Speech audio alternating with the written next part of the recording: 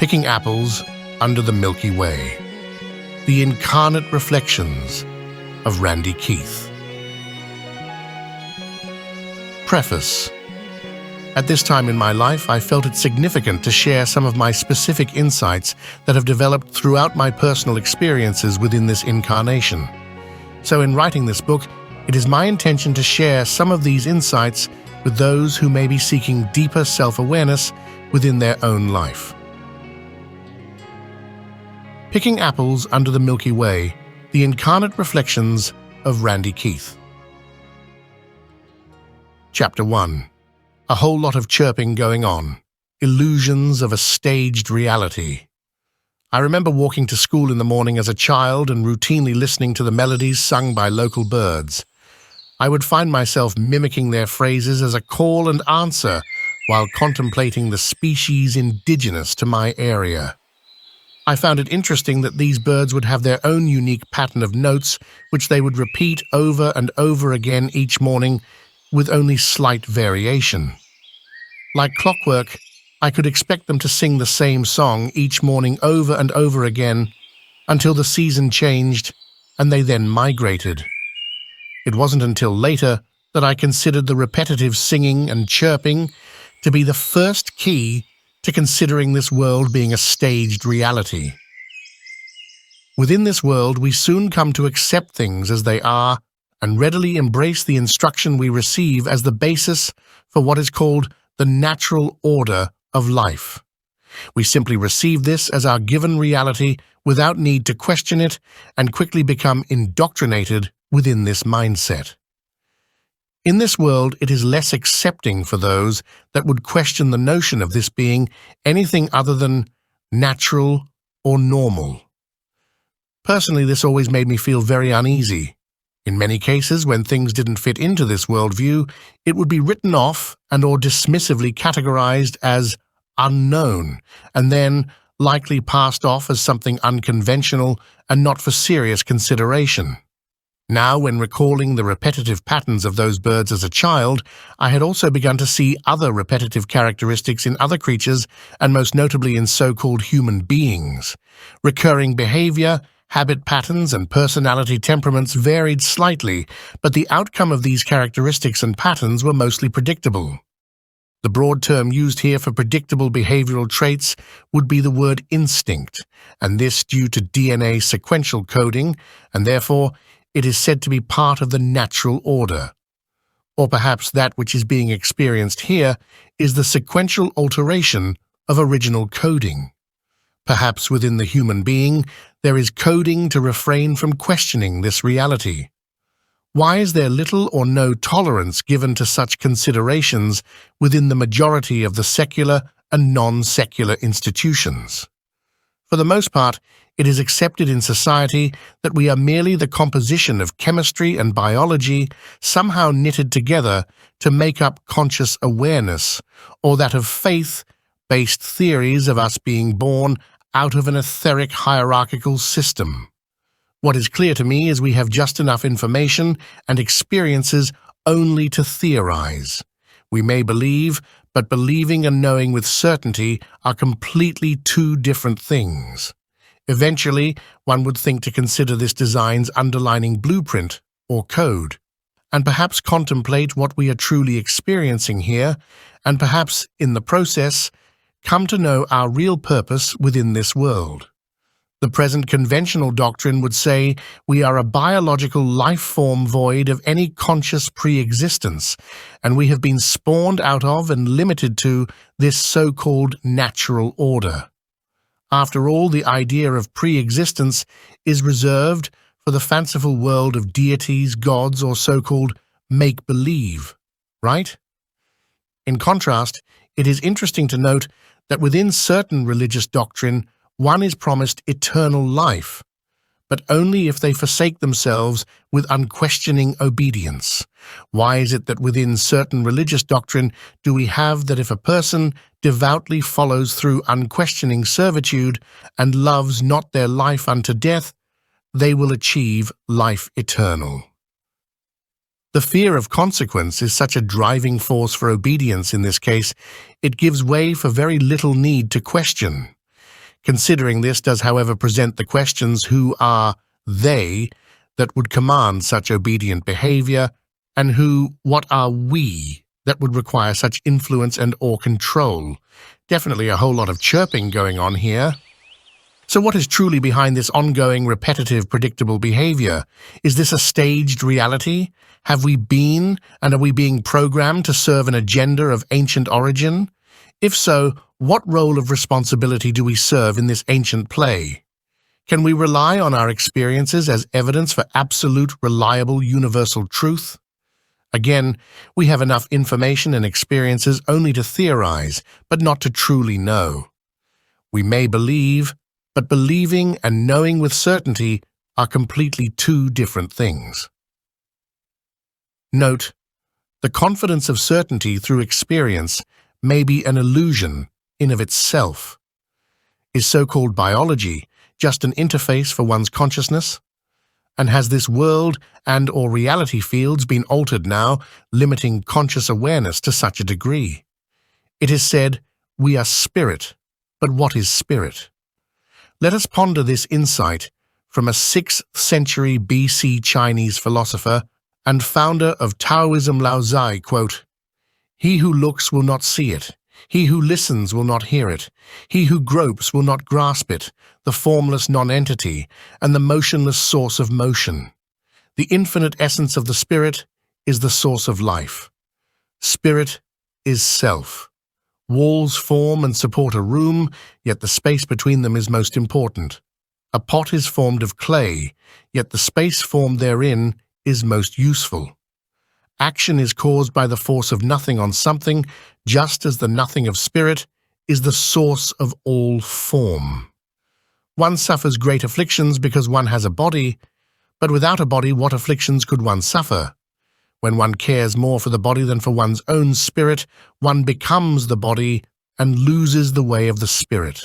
The self, the spirit, creates illusion. The delusion of man believes this reality is not an illusion. One who creates illusions and makes them more real than reality follows the path of the spirit and finds the way of the universe." End of quote. This reflection implies that spirit is our limitless, immortal essence, limitless in ability to create what is called reality. So with this consideration, we don't have a spirit, we are an individuated spirit. A unique energetic awareness, and be it that all things are energy, means we are pre-existent, not only pre-existent, but transcendent of this or any reality field. Yet the majority in this world stumbles about with no memory of pre-existence. Why is this? Why is it that we are in these earth suits and are convinced we are the suit? Why do the majority of suit walkers continually have to slave themselves out in this world in order to survive? Why the continuation of suffering? Why are we here? Where were we before we came here? And how is it that we ended up here? More importantly, do we have a mission? And what is the cause for our amnesia? If one listens to the chirping long enough, one will eventually separate themselves from the indoctrination and their personal experiences long enough to ask these questions. What and who am I really? How did this reality field become as it is? And are these so-called reality field conditions the reasons for us not being able to remember our pre-existent intention for being here? Okay, so let's say we agreed to be in this reality field, therefore agreeing to this compromised condition that would cause us to forget our intended purpose. Why would we choose such a counterproductive objective? Why would we consent to live in a hostile world with no memory of purpose and that residing in a fragile biological body with no promise of survival?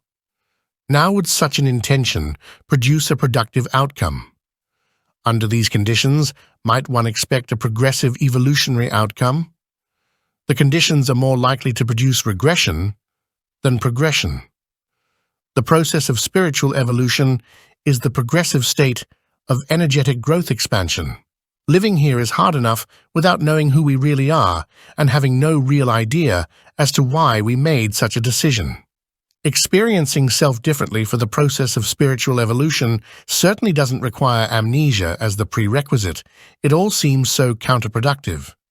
So what is really going on here? What do we really know about ourselves and this universe? End of Chapter 1. Picking Apples Under the Milky Way. The Incarnate Reflections of Randy Keith. Chapter 2. What is this reality field, and why the lack of pre-existent memory? This reality field is one of infinite expressions, which origin begins with the first formation intention-seeded vibration.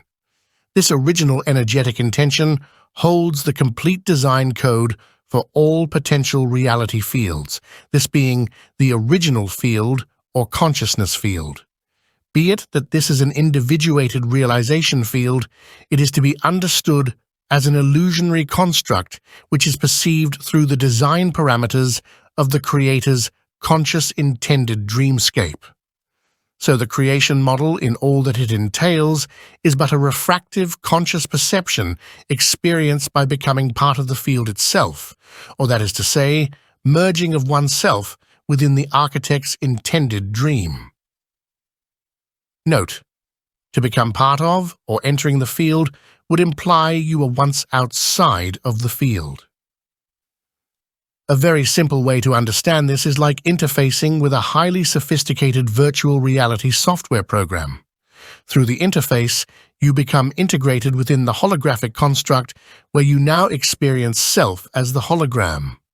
And this clearly allows for all possible sensation written within the code to authentically experience self differently. An illusionary construct that is perceived through the design parameters of the Creator's conscious intended dreamscape. So again, what is a reality field? It is a consciousness construct comprised of an assemblage of individuated conscious intended order or instructional codes. Think of the replication of biological cells that hold the complete instructions for infinite development, for holding form, etc. These cells of consciousness are individually encased in their own morphogenic or embryotic field, and collectively make up the fabric for all universal unified fields. Each consciousness unit or cell has 6 primary stages for procreative and co-creative development, this being a living code with endless potential for structure, which enables the embodiment for all consciousness, that is to say, the experiencing of self differently within the reality fields or dream worlds. Here are the stages of the primordial codes within the first formation intention-seeded vibration, stage 1. The first electrotonal energy unit of complete conscious intention, stage 2. The infinite replication of that first consciousness unit forming the fabric for the unified field grid, stage 3. The harmonic crystallization of the grid, that is to say, that which creates density, building dimensional consciousness structure and the pulse wave perception of time sequences. Stage 4. Linking the harmonic information for the potential complexity of structure and directing the shapes of entry upon which forms are built. Stage 5. The universal morphogenetic or embryonic field. Stage 6. The encryption or code represented in the form of light, which affects the way energy moves within structure. This is understood as a consciousness field, however it may be better understood as a life field because there is nothing within it that isn't alive, and it's always in the process of transmutation unto transformation. There are 3 aspects or expressions of the first formation intention-seeded vibration. 1. The first intention formation. 2. A copy of that first intention. And 3. An inversion of that copy. Again, these being electrotonal units of complete energetic intention, holding the design code for all potential reality fields within this consciousness or awareness field. These intentions may be simply symbolized by 3 concentric circles, the first circle being the first intention, the second circle within the first circle being its copy, the third circle outside of the second circle or copy being its inversion. These three being the first formation intention's triune expression, this is from which we get the religious identifying terms, the Holy Trinity. This is a living system, the underlying subconscious structure from which matter is formed, known as primal substance. If you want to find the secrets of the universe, think in terms of energy, frequency, and vibration. Nikola Tesla. This universal structure can be seen as harmonic. The reason for the inability to access pre-existent memory is due to altered harmonic content. A simple analogy would be to think of a piano that has missing or non-functioning hammers and/or keys. In order for it to be played, it must be first repaired and then tuned. Spiritual healing can simply be seen in the same manner, repairing the pathway of the incomplete harmonic content and then tuning oneself to the original harmonic order. We lack harmonic information and therefore the ability to access our pre-existent awareness. The harmonic structure in this reality field, having been altered, coupled with our interface, physical body alteration, adds to the overall collapse of the original harmonic order, producing a self-consuming decomposition system. This field can be seen as an electromagnetic circuit. An electromagnetic circuit comprised of layers of grids and regulated energy centers. The directed motion of energy is determined by the ratios of the electromagnetic fields, and the grids function as blueprints or templates for the transharmonic movement of energy. Within the grids, like a circuit, have points that control the flow or regulation of energy. Energy in this case is the substance of directed conscious awareness or intent, and that being a precise embodiment of intended awareness, again, the transharmonic transition of that energy. The refraction of conscious awareness. This design and/or the alteration of this design is the determining factor of one's conscious perception. In this reality field, it is fair to say what you see is not what you get. This harmonic structure has been altered from its original design, blocking the natural energy current design and creating an inaccurate refractive conscious perception. This alteration is a deflection of energy flow, creating congestion, immobility of energy in our consciousness fields, resulting not only in one's misperception, but also the lifespan of the body, premature aging, emotional, mental, and physical illness, ultimately causing expiration of the body. It should be clearly understood that death is not part of the original order, so obviously this is not the original natural order of life. Energy. Energy is conscious, and consciousness is energy. Consciousness bands are bands of frequency which is to be understood as dimensions. Each dimension is an orderly mathematical structure that systematically directs energy. These structures can be referred to as grids, and these grids can be referred to as templates and/or figures. If energy is conscious and consciousness is energy, then dimensions are bands of consciousness making up the experiential perception of self. Each consciousness band or dimension in this particular reality field is holding the consciousness of the atomic, emotional, mental, and physical awareness. The three-dimensional bands of this reality field or universe. 1. The subconsciousness band equals lower level position conscious awareness. The first harmonic structural band equals one DNA strand consisting of 12 tones. Think of a circuit ground or structure foundation. 2. The instinctual consciousness band equals a complex code of conscious behavior patterns. The second harmonic structural band equals one DNA strand consisting of 12 tones. And 3. The reasoning consciousness band equals the process of forming conclusions, judgments, or implications from facts or premises. The third harmonic structural band equals one DNA strand consisting of 12 tones. These three-dimensional bands of consciousness allow one to live and have their being in this reality field or universe. This field is also to be understood as a harmonic octave. The 12 tones are made up of 12 magnetic base codes and 12 electrical acceleration codes. 12-dimensional bands equals 144 vector codes.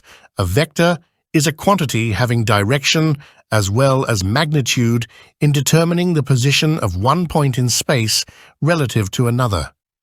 Vector codes are light structures, magnetic base and electrical acceleration codes that carry the instructions for the original universal life force currents.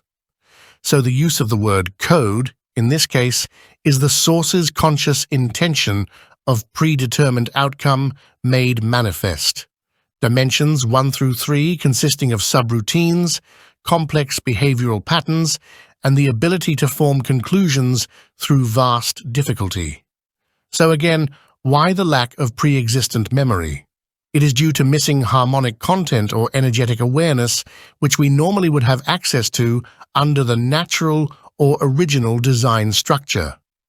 The code in this reality field has been altered, therefore that energy or information has been refracted from its original structured pathway, creating what can be called energetic arcing or displacement, that is to say, a skipping or jumping of energy to the point of least resistance.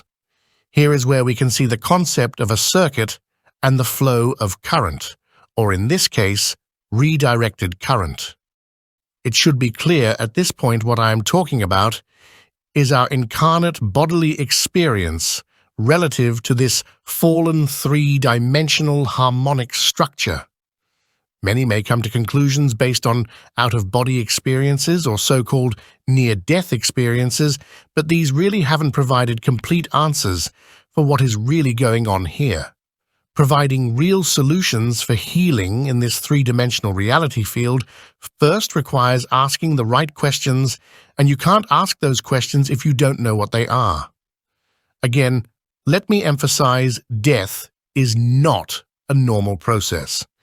Incarnates here are amnesiacs and learn to accept this as being normal.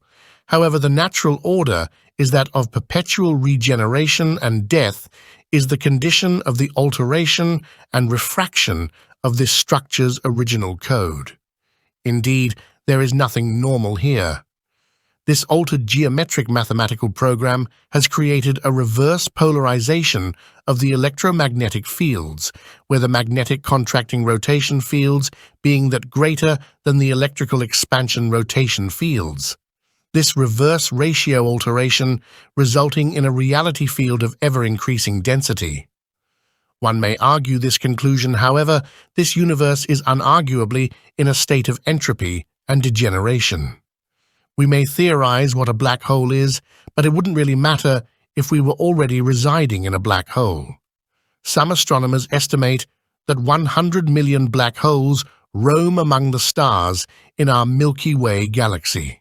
However, what I see being detected here is an ever-increasing density within this reality field, and this is due to the reversal of the original source code creation. End of Chapter 2. Picking Apples Under the Milky Way, the Incarnate Reflections of Randy Keith. Chapter 3. Reflections of the Immortal Self. What does it mean to be an infinite being? To have entered a reality field would imply you were once outside of that field. The infinite state of one's being is that of formlessness, a non-entity possessing all awareness and ability. In the infinite state, one is able to reside inside and outside of a creation simultaneously, the projecting of self within a creation through expansion and subdivision of one's energy, the embodying of self within all aspects of that creation's bounds. One's being is without beginning or end, making the creation an extension of one's self, or rather a mirroring of self as one experiences self within and through the parameters of that creation's design. A reality system. So what is it good for? A reality system or creation field is where we may display our unique qualities through the mediated demonstration of personal acts. In other words, vicariously experiencing self through the imagination, actions, and feelings of another identity. The vicarious experience within soul. The intention of the infinite being when immersing self within a creation field is to experience self differently, which means to experience self within vast, numerous ways. Form is the result of the imaginings within the infinite being brought into manifestation in the same way as the reality field itself. Through intention within the dream, the being becomes different aspects of the dream and sets parameters of individuality within each form to create the greatest engagement for that experience. Now, this may seem odd to some, but what I'm talking about here is role-playing.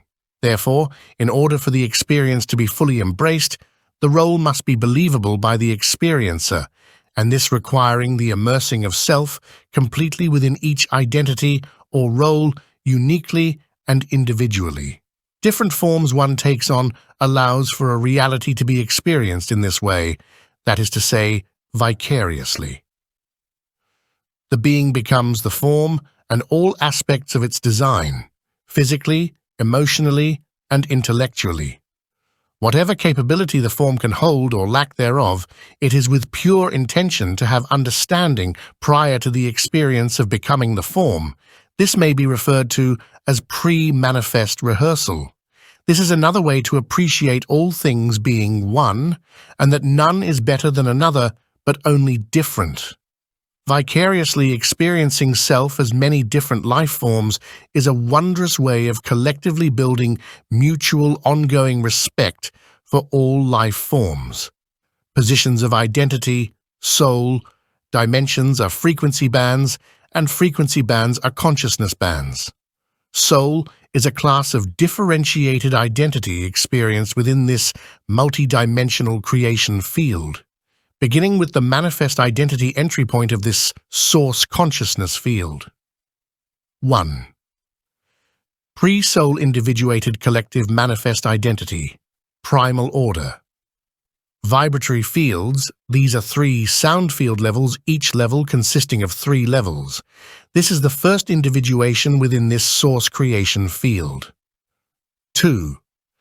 Pre-soul individuated collective manifest identity, primal order oscillation fields. These are the light fields seeding races. This is the equal opposite or inverted expression of the vibratory fields or primal sound fields. This is the 5th octave or universe, comprised of consciousness bands or dimensions 13, 14, and 15. 3. First level soul subdivision identity, octave 4, consciousness bands 10, 11, and 12. 4. Second level soul subdivision identity, octave 3, consciousness bands 7, 8, and 9. 5. Third level soul subdivision identity, octave 2, consciousness bands 4, 5, and 6. 6. Incarnate or personality identity, octave 1, consciousness bands 1, 2, and 3. Calculations of probable selves for each reality field, primal order. Vibratory fields, 2,985,984 probable selves, divided by 12 equals 248,832. Primal order oscillation fields. Octave 5, 248,832 probable selves, divided by 12 equals 20,736. Octave 4, 20,736 probable selves, divided by 12 equals 1,728. Octave 3, 1,728 probable selves, divided by 12 equals 144. Octave 2, 144 probable selves, divided by 12 equals 12. Octave 1, 12 probable selves. One's being is without beginning or end, making the creation an extension of one's self, or rather, a mirroring of self as one expands through the experiencing of self within the leaps of that creation's design. At this point, there should be the consideration that we are so much more than this incarnate experience, and all of the differentiated identity listed above is all part of our energetic awareness. One's being is without beginning or end. Energy cannot be created or destroyed. It can only be changed from one form to another. Albert Einstein. The infinite state of one's being is that of formlessness, a non-entity possessing all awareness and ability. In the infinite state, one is able to reside inside and outside of a creation simultaneously, the projecting of self within a creation through expansion and subdivision of one's energy, the embodying of self within all aspects of that creation's bounds. Within this universe of contrasting realities, knowing true self is the great neutralizer. Knowing self is healing self. The first step to one's sovereign path of healing is recognizing true self. Knowing and expressing one's self authentically is first acknowledging that you are not the manifest identity, but have only become the embodiment. Being here in this particular universe, Octave 1, allows for what is understood as the experience of personality. The incarnate individuated experience in this animal body under these compromised conditions of no pre-existent memory, contending for survival, and this mortal corruption is quite challenging, especially for most of those in the later part of their life. So the first step to one's sovereign path of healing is that of knowing authentic self and realigning one's intention with that energetic awareness, and knowing that energetic awareness is your soul's intended purpose now becoming actuated. Knowing and expressing one's self authentically is first acknowledging that you are not the manifest identity, but have only become the embodiment. We are so much more than this incarnate experience. In the process of beginning to reintegrate our energetic awareness, we also begin to fulfill our intended soul's mission. This awareness is expressed through personal comfort, peace, self-love, and assurance. We begin to overcome by being aware or living in the moment, intending in the moment, peaceful fulfillment of our soul's reintegration. End of Chapter 3. Picking Apples Under the Milky Way. The Incarnate Reflections of Randy Keith. Chapter 4. Repairing this fallen three-dimensional harmonic structure. Healing self is the key to healing this universal structure. Living in the moment. This means being authentically present within oneself, that is, being aware it is not about the past or future, but truly being in the present. Being present ongoing determines the energetic intended outcome. Example, having unwavering intention for an outcome means to see it already finished. This creates the manifest intended energy within that moment. Intending isn't about visualization.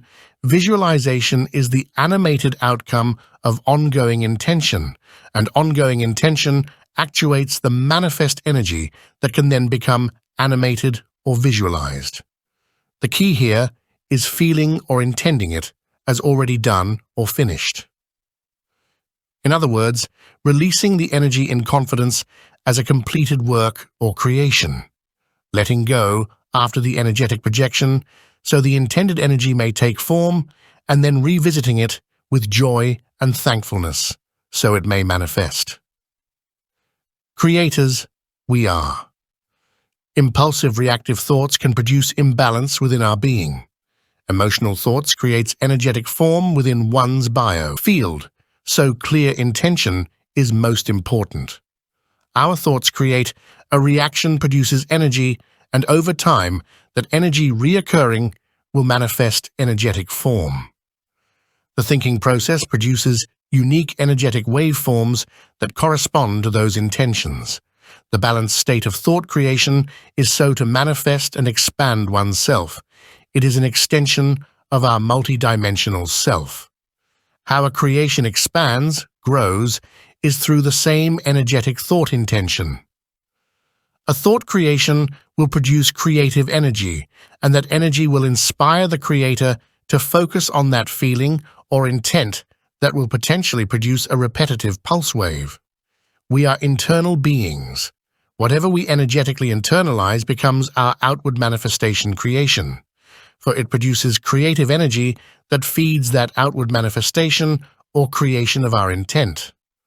We also can trap energy through our focus of intention. Trauma, shock, fear, etc.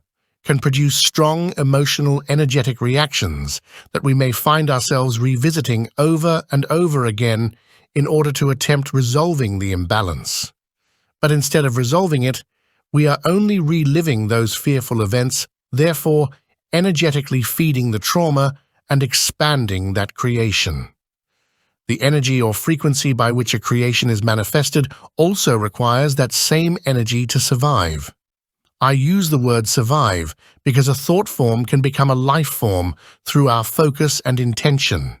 And in order for a life form to survive, it requires energy. And in this case, the very energy that created it, and because you, essentially, created it, it will require of you that same energy. Example: if you were traumatized and you revisit that event, you're building up energy trapping it, where it becomes a densifying, conscious, crystalline structure. And this form corresponds to the energy that formed it. And by you revisiting that trauma, that emotional event, you are feeding it that same traumatic energy that created it. This will eventually produce a creation, life form, within your biofield, and it will require of you the same energy that formed it. So like any life form in the first and second reality fields, octaves 1 and 2, there is the need for survival, and your created life form will provoke you, its creator host, by triggering the physical body's cellular memories connected to that trauma event in order that it may feed from the very energy that created it.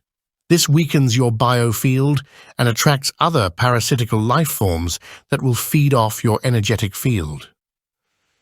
As communicated in Chapter 3, each being is a subdivision of its totality, meaning an incarnation is only a fractal or subdivision of the immortal essence or spirit, which the core aspect of it being a portal to one's own universal construct outside of this particular universal construct or reality field. Fallen intention. The purpose for spiritual beings creating programs of domination and control is to cause those to be willing to be subordinate in order that they may freely give their power away, therefore allowing those to access the subordinates' creation energy, that is to say, their universal constructs, their co-creations, etc. Essentially, one could say that the subordinates are giving over their deeds of creation and sovereign right to those beings through direct or indirect manipulated agreement or covenant. This is how, in part, the gods of religion lay claim to having created all things is due to the subordinates freely giving away their creative energy, and therefore the subordinates being convinced through conditioning, programming, and indoctrination to embrace these entities as their creators, therefore redirecting their focus and intention to that or those beings. Our intention produces energetic manifestation, and within our construct of belief, it can therefore be our liberation or captivity. Being aware of what occurs in our thought process throughout the day may give one deep insight into the energetic exchange that is occurring around and within us, allowing for the potential of self-regulation. The love we've always been. Our divine love is the great neutralizer within this universe of contrasting realities. The greatest aspect of self is our divine love. The energy center in the body where we may feel this aspect of divine love is where the thymus gland is located. From this point, we may project our pure intent, so to create out of love and joy, allowing for our unconditional love for all life. Yes, creators we are, and it is this reason we must take complete responsibility for all things we do and say. We must embrace our sovereignty, for without it, we will be unable to respond. In other words, without embracing our true identity as an infinite spiritual being, we become subject to victimization, playing the blame game, and/or a violator of others' free will. Embracing our infinite spiritual nature means to embody our love for all creation. For only through our true nature do we see ourselves as all things. Within this universe of contrasting realities, true self is the great neutralizer. For in our infinite being, we are the love that has always been. And outside of this, there is nothing greater. End of Chapter 4. Picking Apples Under the Milky Way. The Incarnate Reflections of Randy Keith. Chapter 5. The Path to True Self, a process to personal healing, repairing structural energetic pathways, when using our intention harmoniously with the natural order in a co-creative, non-competitive, universal, co-evolutionary manner. The system mechanics of our personal harmonic structure will organize itself and align with the original creation order. So in the practice of spiritual techniques and/or exercises, it is to be understood as fundamental systems that may allow for the focus of harmonious expression. The natural divine order may be experienced by simply aligning one's intention within one's daily present awareness. Being in the moment is special in that it gives the opportunity to be present in the moment and to allow one's divine nature to come forward in that moment. This awareness is the catalyst to healing our structural energetic pathways. Emotional imbalance, the energetic imprint. The original creation order is designed to be a perpetual, self-sustaining, rebalancing system, and again one's structure will organize itself and align with the original creation order as one intends. However, if the choice is made to express the opposite of the original design intention to the point where it threatens the perpetual motion mechanics, the cosmic systematic order will restore balance by recreating the original creation blueprint through the energetic forces integral to that of the cosmic energetic formation. This is understood as cause and effect, which is the outcome of co-creation/creation within this universal system. The intended energy one puts into the system will manifest accordingly. However, this three-dimensional system which we presently are experiencing has been altered, and the system's reconfiguration has created a geometric mathematical program that is the opposite of its original design.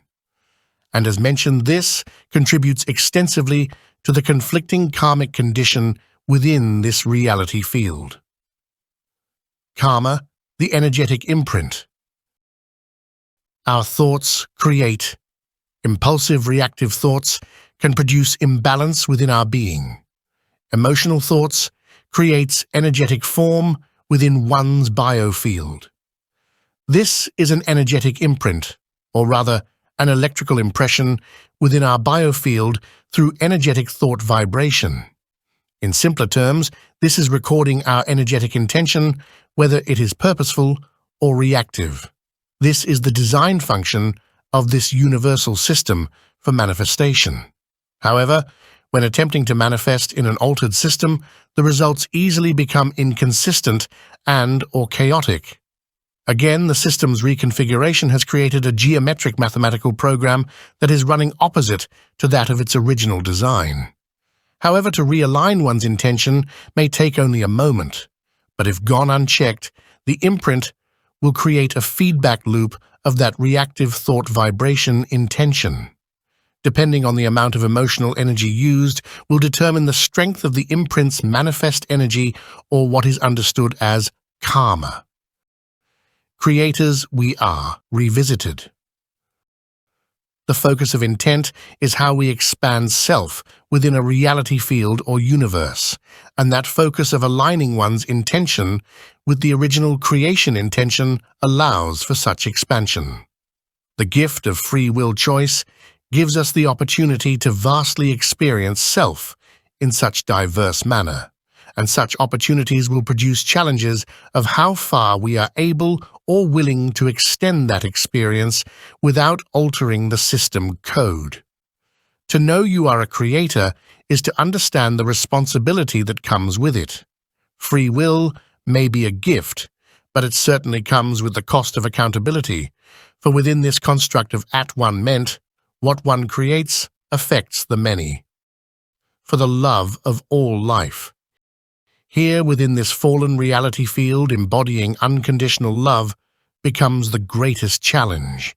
Navigating through a fallen world with the intent to assist for the betterment of that world can be extremely difficult, and then you begin to realize it's not about struggling, laborious effort, or sacrifice, but rather it's about using the creative imagination, being truly present in the moment and letting go. Through a simple proclamation, we may reset our intention. Quote, I am a wonderful co-creative being that works through loving intention of the creative imagination. Being in manifest reality and at the same time being perceptive of oneself as the embodied expression of the source is the state of true self-actualization. This creates the competent ability of unwavering, unconditional love. It is also important to understand that our genuine, unique, sovereign expression really does matter, and this isn't about mimicking or surrendering to someone or something. This is about our true self-realization, the love we've always been. Transmuting fear. First of all, it is important to understand that fear is not part of the natural divine order. So anger, judgment, hate, terror, jealousy, deceit, rudeness, unworthiness, etc. are all fear-based emotions and should be considered artificial.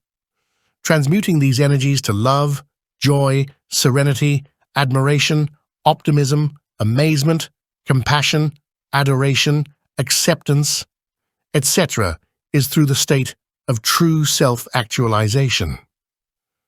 We are amazing co-creative beings which work through loving intention of the creative imagination. Tuning and playing our composition. The body we are in is an instrument in need of repair. In order to play our soul's composition, one's manifest blueprint must accommodate the perpetual life force currents necessary for restoration and the fine-tuning of our instrument. The gift of free will requires co-creative personal attention for such repair.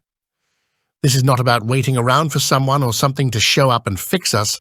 We are in this reality field because our intention at some point put us on this soul's journey's path, so personal responsibility is required. So what's the process? Again, is it through the state of true self-actualization? If we are looking to heal spiritually, then it's an everyday in the moment process of renewing the mind to that which is true self.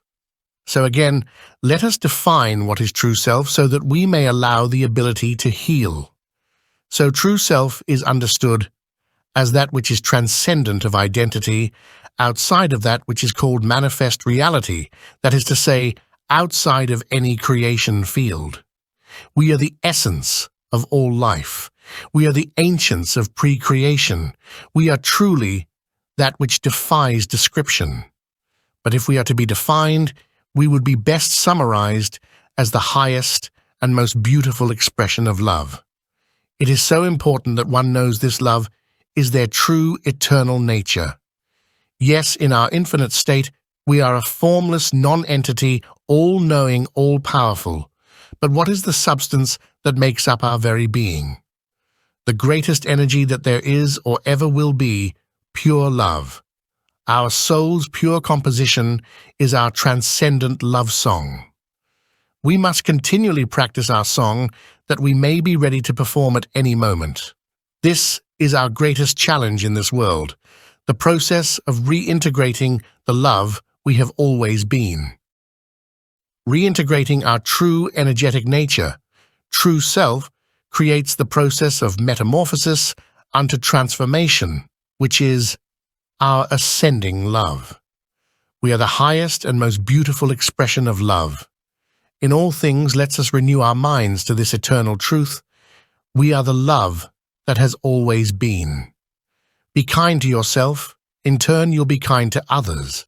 Know self, feeling free within yourself to say this out loud slowly, contemplatively, and without any reservation.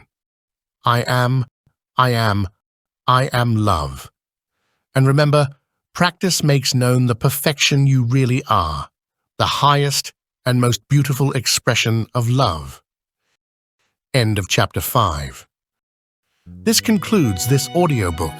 Remember that you are the love you have always been.